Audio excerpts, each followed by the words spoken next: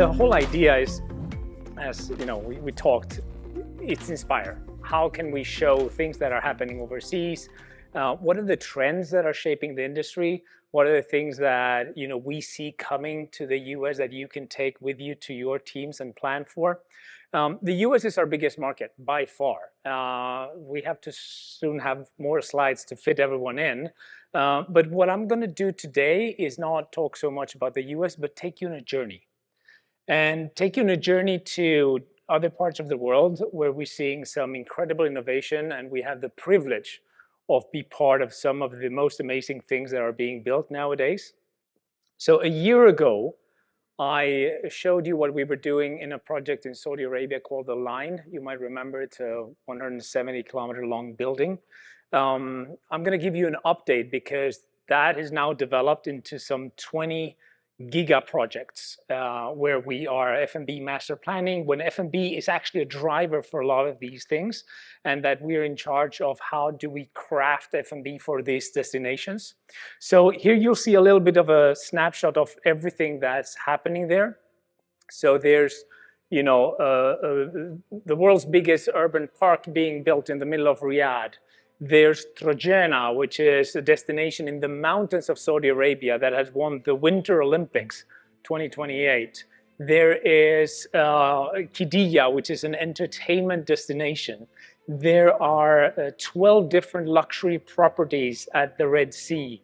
There's a new Formula One race course. There's the biggest Six Flags in the world being built. You quickly saw the Cube, which is a building that's 400 meters by 400 meters by 400 meters. Just to give you a scale, it's 20 Empire State buildings inside one cube. And the whole cube is covered in LED on the inside, so you can have immersive experiences. There's going to be restaurants, residential hotels inside this building. The first phase of The Line is under construction. I was there earlier this year. You have 4,500 trucks working 24 hours a day. You can actually see mountains of dirt being moved in the horizon. So the sheer scale of things that are happening in that country is just unbelievable. Here you see an example of the Cube.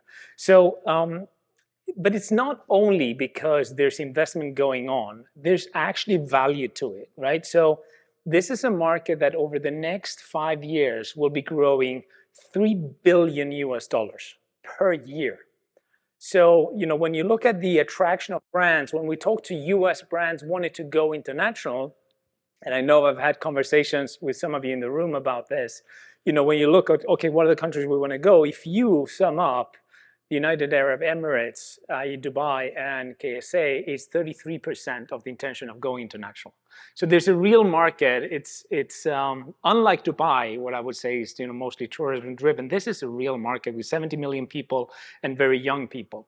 So in order to be able to do this, what we've done is that we have built an F&B master planning division within the company, where we are now able to do market assessment, quantum and space demanding, tenant mix strategies, operational strategy, to be able to look at F&B not only from an individual restaurant perspective, but how do we actually plan these destinations, right? So with that, what we're now doing is massive planning for cruise ships, which are essentially cities at sea. How do we plan all the restaurants, all the activities, all the entertainment in cruise ships?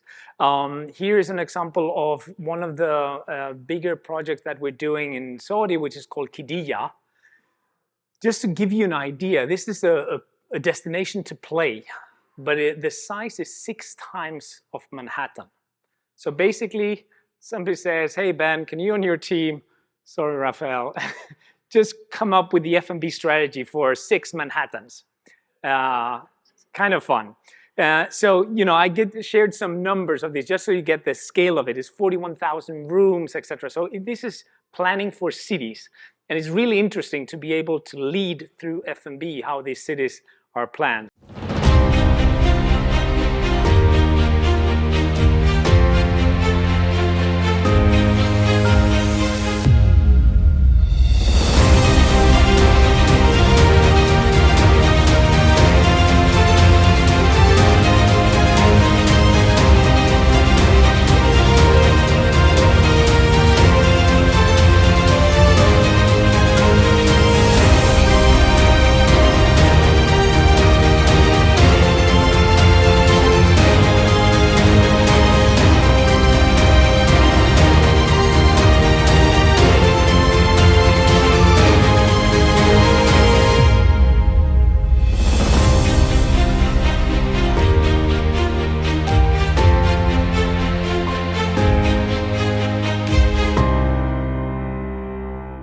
So from the Middle East, we're going to now jump over to Europe, where we're doing some interesting projects, a lot with hotels.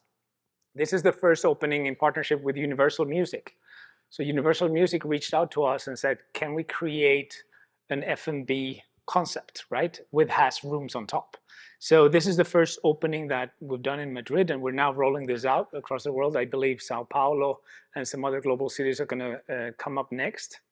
And what we're also seeing coming from Europe is really bold concepts. This is a brand called Vicio that we've developed. It's a winner of MasterChef that started online, and then has gone into physical assets. And in a very competitive market, you can see how we really try to create things that stand out.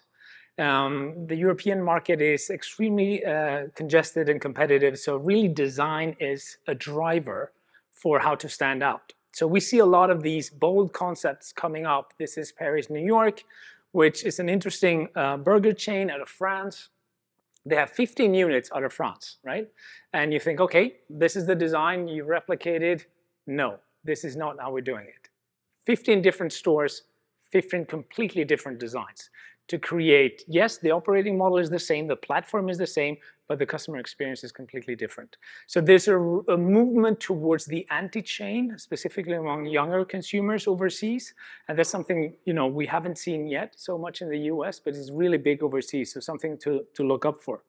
And then some more trends that we've seen, I've shared in previous editions some of our own restaurants, that we have our own lab restaurants where we innovate and we test different things.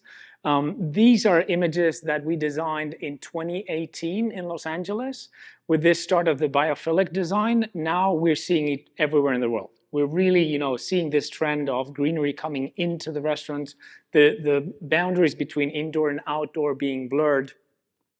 The other trend that we've seen coming over from Europe is this retro design. Soho House was a big, leader in this category in making sure that, that vintage model or that timeless aspect of design was still coming. We can see this in New York at the Record Room. We see it in, Mama Shelter hotels. They're both come from, obviously from France, but are already in the US. So this whole trend we're seeing taking off, specifically moving towards Asia Pacific as well.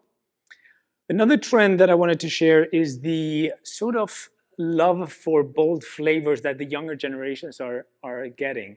Not only you see in the top chart how the US population is, becoming more and more Hispanic, but also, is the fastest growing international profiles, based on flavors, and, we were talking to somebody about Hawaii, and there's a lot of these new cuisines coming in and a lot of new concepts, embracing these new cuisines, embracing these new flavors. We often get the question, how do I engage with the Gen Z? How do I engage with the next, layer of consumers? We've now started working with Five Guys, and yeah, you guys knew us, you're in love with this brand. How do we capture the next generation that's coming into our store? This is an example of Pollo Campero that we're now rolling out in the US. Here's an example of Yakumi. This is a brand that we actually co-own. That's open in LA. You will see it now in some US airports as well. So starting to do things towards that, specific generation. It's not only about millennials. I think we've been talking about millennials for many years in many conferences. Let's talk about something new. Another trend that I wanted to share is the solo dining. And this is a trend that I believe has been overlooked for quite some time. And I'm showing you some global stats here. So, 23% of consumers eat alone regularly in Japan. There's a 48% year-on-year increase in solo diners in the UK. And the reservations for solo diners have increased in the US by 29%. We don't design for solo diners. We're really bad at it. Yes, we put some bar stools in a bar, but how do we do, where do they want to sit? Do they tend to want to have small two-top booths for intimacy and privacy, or they want to talk to a bartender? How do we make sure that we design? Because it's an interesting demographic, or psychographic, I would say, because they tend to consume more. Their average ticket is significantly higher than parties. So good to think of as we create the next set of designs. And for many brands, we often talk about oh, how many seats does your restaurant have? To me, it doesn't matter. It's how many butts can you get in those seats, right? Because if you have 200 seats and it's all six tops, suddenly you're going to have a lot of pairs of two. You're underutilizing that real estate. I talked briefly before about the anti-chain restaurant groups. Some examples you have here, you have Tao Group in the US that has gone international in 14 countries. But look at the challengers. There's an abundance of new companies creating these restaurant groups that don't have a brand. They might share operating platform, they might share supply chain, a lot of training manuals, etc. But for consumers, they're one-off brands. This is one of the fastest growing segments. Interestingly enough, up there you'll see Big Mama with 23 units or 25 units. They were recently acquired a couple of months ago by McWin, a US fund, for $270 million. 25 restaurants. So there's something to it here. Those restaurants are moving from high-end service to high-end design. They have one thing in common. If you look them up when we share the slides, it's really interesting from a design perspective. People go there for the experience and the design. And they now give shorter and shorter slots, like you got 90 minutes for dinner, and it's full. So you better get one of your 3 turns, and that's the only way you're doing it. So their revenue per seat is extremely high, but what I love as a designer is that it's design-driven experience. So it's very interesting to see what they do. I would definitely recommend that you look them up. The other thing is budget luxury. This is something that we've seen grow specifically, I would say, in the last 2 years. With the inflation, with the peak of interest rates, people are more conscious about what they spend and how much they spend, specifically the younger generations, right? So this concept of budget luxury is really hitting big, specifically, I would say, in Europe and Asia, not so much in the Middle East. But this is where I've shared with you where we position our own restaurant labs. And I have the pleasure of announcing here today that we're actually coming to the US. We've signed our first site in Nashville that we're going to open in March. So it's going to be very interesting, again, to have a lab in the US that we can show and share insights with you guys. So I'm going to show you a video from our last opening. This is in Antwerp. And just as a reminder, we hire people that have never worked in a restaurant. It's assembly in the kitchen, so it's very de-skilled. The whole back of the house is 600 square feet, but we still put it in a fine dining environment. Take me high, yeah. Take me high, yeah. You'll be lost in the clouds where the angels have found we were soar. Going higher, higher, higher.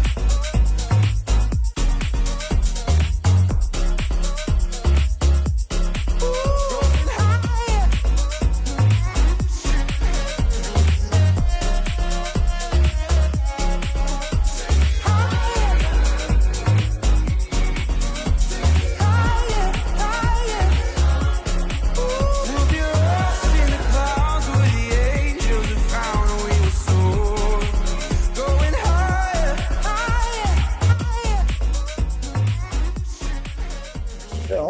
So for us, this is really important because this allows us to test new things and learn. We do have corporate stores. We do franchise. We're going to do both corporate stores and franchise in the US, so we understand both sides of the equation. So here's some more examples of these budget luxury groups. This is from Amsterdam. The guys behind Pesca, they have now like 12 different concepts under the same umbrella. The other thing we're seeing is multifunctional spaces, spaces that transform over the day. So restaurants that become co-working, that actually rent out tables for people to work on non-peak hours. This is an image of Barcelona, where we designed Norquien, which is a European sort of large office co-working startup incubator, if you will, that has 4 different restaurants, spa, gym, offices, etc. And it's whole buildings that we're designing, but always designing with F&B first, and then the other services follow. The other thing that I'd like to share is this boom of, I don't want to call them food halls because they're more of gastronomic destinations. Time Out started in Lisbon, was the first one. You cannot get in, it's impossible. And the whole notion of I come to a city and the local food hall or the Time Out market is one of the must visits, because in one single place, I will be able to try the local cuisine. So when you travel internationally, that's on the bucket list of everywhere you go. So these, gastronomic destinations are also a place for younger generations to try new food. So I'm connecting it with what I was telling you before about younger generation wanting to try new things. And this is a safe environment to do so, because we can be four friends, and if you're brave, want to try something new, excellent. I cannot go and be comfortable with something I know. And also from an operating model, interesting what we're seeing in multi-concept travel hubs, where basically you have one kitchen and multiple storefronts. So you can have 7, 8, 9, 10 different brands, 10 different cuisines, but they all come from a centralized point. And this is, we've seen it quite a bit in the US, but it's more, you order from a little iPad and then food comes from somewhere else in the terminal. So this is something that we're seeing more and more, not only in the travel hubs, we're also seeing this outside. So this is this is a project we did in Kuwait, where we actually put a Burger King and a Pizza Hut. Yes, you heard correctly. RBI and Yum in one building. We cladded the whole building in LED, and there was an LED tunnel for the drive-through. So we could actually change brand and change the aspect of the building almost in real time, depending on what we wanted to do. I promised Don that I'm not going to steal your thunder, so I'm just going to show this, and I'm not going to say anything else, so you can take it from here. And then on the modular side, which is something that I've spoken to many of you in the room, modular in the US is not cheap anymore. You save some time, you get consistency, but overseas, the savings are still huge. And we're working with a lot of you in bringing modular construction to the US prototypes to reduce construction costs. And this is now from Poland, from Lithuania, from China. There's some very interesting model. This is actually a modular food hall where you have 6 brands in just one space.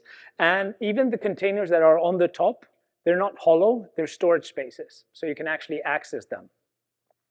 The other example is from the UK, where you have a modular construction with dining space that's, the shell is built in 2 weeks and it's open in 6 weeks total. Here, example we have from Costa Coffee in the UK. And the last example I'm going to share is freestanding buildings. This is Popeyes in Spain, where there's a plenty of, both modular vendors, but also, brands that, we did modular Burger Kings 15 years ago back in Spain. The next area I want to talk to you about is sustainable design. And what is sustainable design? Because when we talk sustainable design, we talk LED and we talk HVAC and energy, etc. But we've asked consumers, what is sustainability to you? And to me, this was an aha moment. If you look at the top areas that are important for consumers, the yellow ones are the ones we, as designers and construction people, talk about. What really matters is packaging, waste, ingredients, and doing well. So this is very interesting to understand that sometimes we go out there and say, oh yes, we have light sensors in our restaurants, and consumers don't care, right?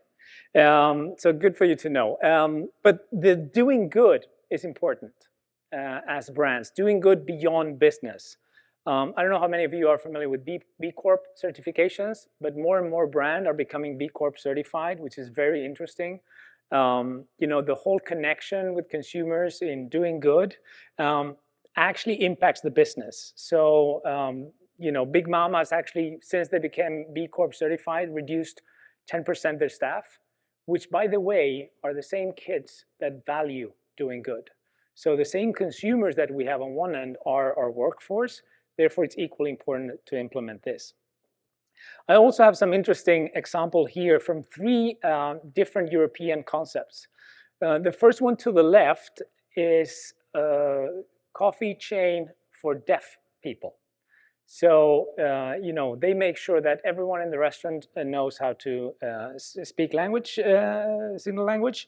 The middle one is a restaurant chain in Paris or in France that is now up to 25 stores, I believe, that only hire people with disabilities and are proud of it and promote it and have a huge resonance with the audience and their public. And the one further to the right is a concept that have people with severe disabilities that maybe don't have an arm or can't, and then they use robots to supplement how they work. So it's a very interesting use of robotics for doing good. The other note that we saw there in terms of importance is health-conscious consumers. US always lags a bit behind. It will come. I don't know when, but it will come. You laugh, yes. You skinny Europeans, I can hear you. Okay, so yes, 60% of Europeans, this is Pret a Manger, which is a brand that we work with that are focusing a lot on that. The whole plant-based, and when I say plant-based, this is not about the alternative meats that was like this and then like this. We've all seen that. This is the real deal. 10% of Europeans say they're vegetarians, and a third are flexitarian. So it's the consumption of meat that's going down, right? So these trends will come. Now it's not 2%, 3% anymore. It's a third, right? So it's becoming really significant. Here's an example of Press, which is one of the clients that we work in this space with. There is a trend where people want to feel better, want to eat better, but at the same time, we're also seeing a trend towards indulgence. So don't take me wrong. This is not about, oh, the whole industry is going this way. No, we really see that, yes, I might eat really well 3 or 4 days a week, and then I want my burger, right? So there's this duality of indulgence and taking care of myself. Another interesting business driver is the non-alcoholic business. So the non-alcoholic product development has grown 13.6% versus 2.6% of growth in traditional alcoholic products. 23% of consumers are increasing their consumption. These are all images of our cocktails in our own restaurants that are non-alcoholic. We learned this the hard way because we opened in Riyadh, where there's no alcohol. But what was very interesting is that the food cost is so much lower of mocktails, and you can almost charge the same. So it really drives profit. It's a very profitable, sometimes we see it as, oh yeah, here's my cocktail list, and yeah, let's put some non-alcoholic things there. Think about it. You can make a lot of money if you do it right. I spoke to some friends that have a restaurant in LA. They were saying that the alcohol consumption is significantly down because of microdosing as well. So there are shifts coming to the market in terms of how consumers behave with alcohol. And that takes me to something that we're seeing specifically in Asia, which is F&B as functional medicine. So this is a hotel chain that has actually implemented IV drip bars in their hotels. So you can go in and get your shot of the vitamins, hormones, whatever, right? So there's a lot of that. I know in LA you can get doctors to your home to get your shots of vitamins. So there's a trend in F&B being not only food and beverage, but it's also entrepreneurial.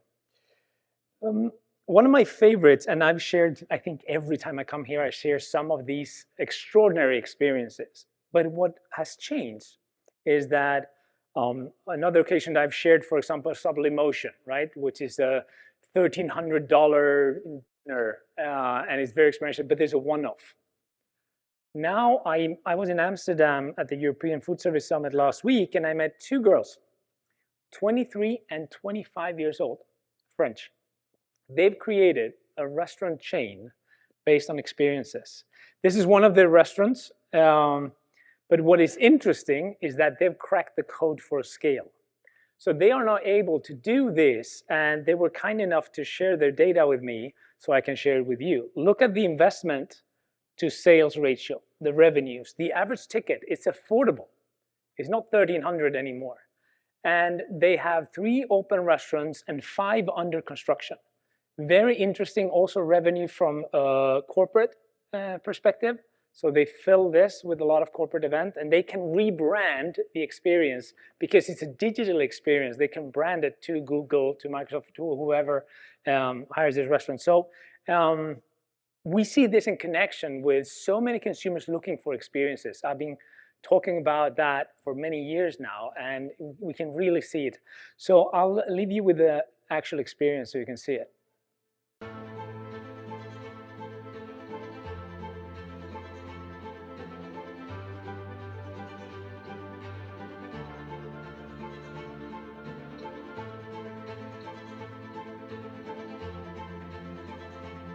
So they use low-cost elements, projection mapping, lighting, scent, specific sounds, and the food is themed towards the theme of the restaurant.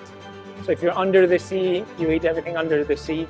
These restaurants can actually change and transform, and they can move them from one place to another.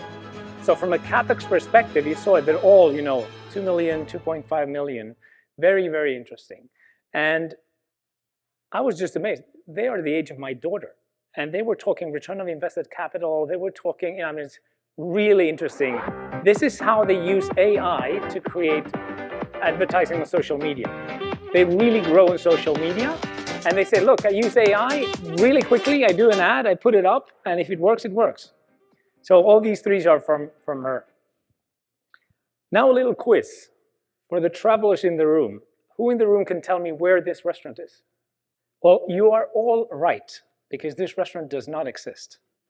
We prompted this restaurant, right? This is AI generated. These fellows here, AI generated. This, prompted.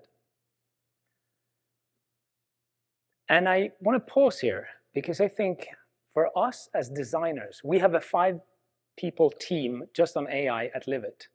This is going to change the way we work. When you see this, that you can go on Etsy and buy 600 prompts for Midjourney for $6.7.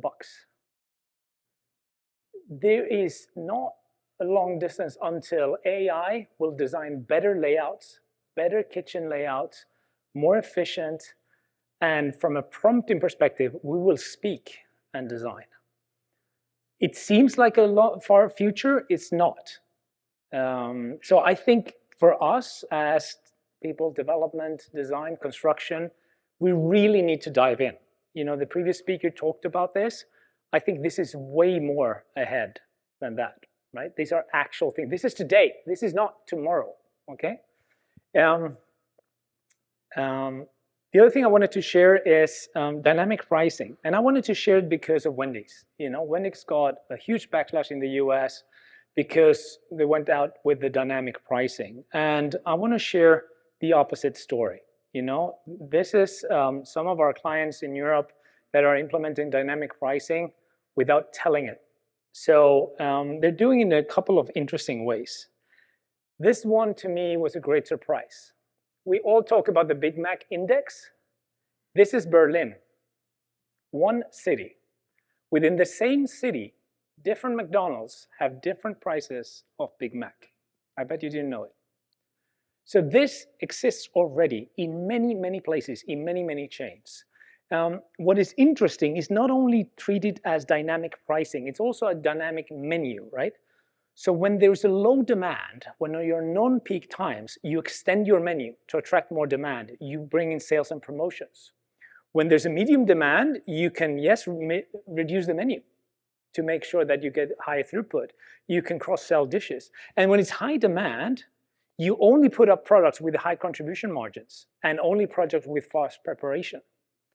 So there's, the whole dynamism of menus is so fixed into price. And yes, that's interesting, but I think it's even more interesting from an operational perspective. And then some interesting fun things. This is Dodo that have an in-app AI food generator. So you can actually, just choose some of the ingredients and the AI will create the recipe for you, and then they will cook it in real time. That button, that item, the AI generated, has a triple the amount of clicks than the best-selling pizza they have. So here's a little snapshot of how it works. So basically, what's your occasion? What's your perfect pizza? Unexpected ingredients. How do you want to mix it? You choose a few of them, and then the algorithm actually makes the best it can with what you've chosen, right? So it's very interesting, and how it drives sales. I think this is taken to extreme. This is strawberry and pepperoni pizza. Not sure how that tastes, but it shows the potential. And I think my job here is just to show potential.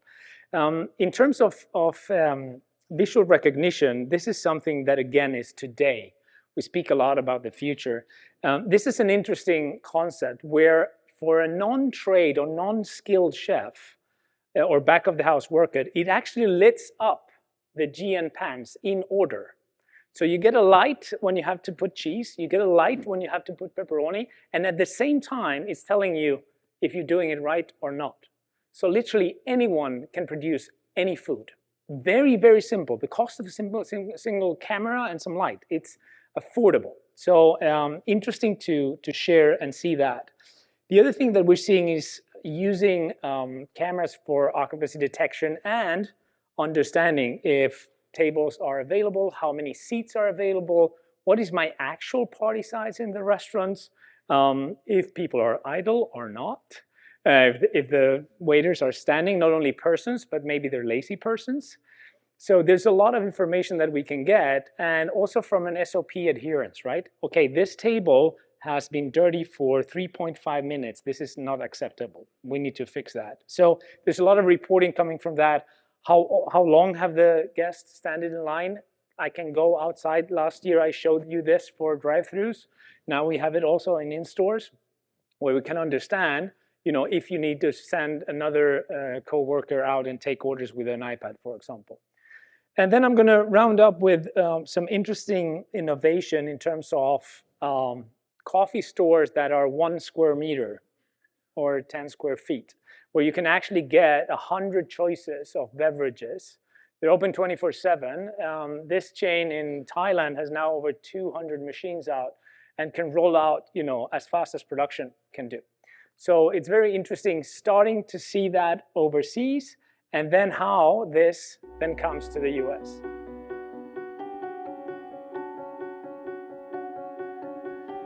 Everything is bigger in the US. It's not 10 square feet, but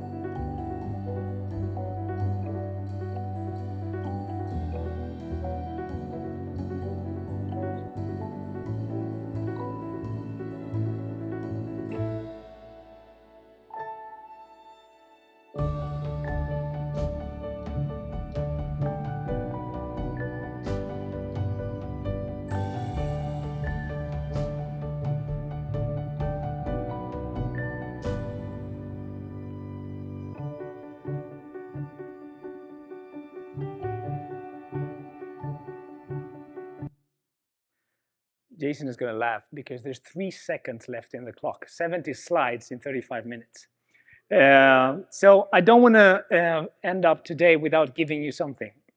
So we've created this little guide for you to actually use AI in your day-to-day work in your restaurants. And it's a starter's guide, both from an operational perspective and from a design perspective. It's like a checklist, things that, you know, will get you started and your team started, or at least start thinking about it. So feel free to share it with your teams. And with that, my journey around the world has ended, and thank you.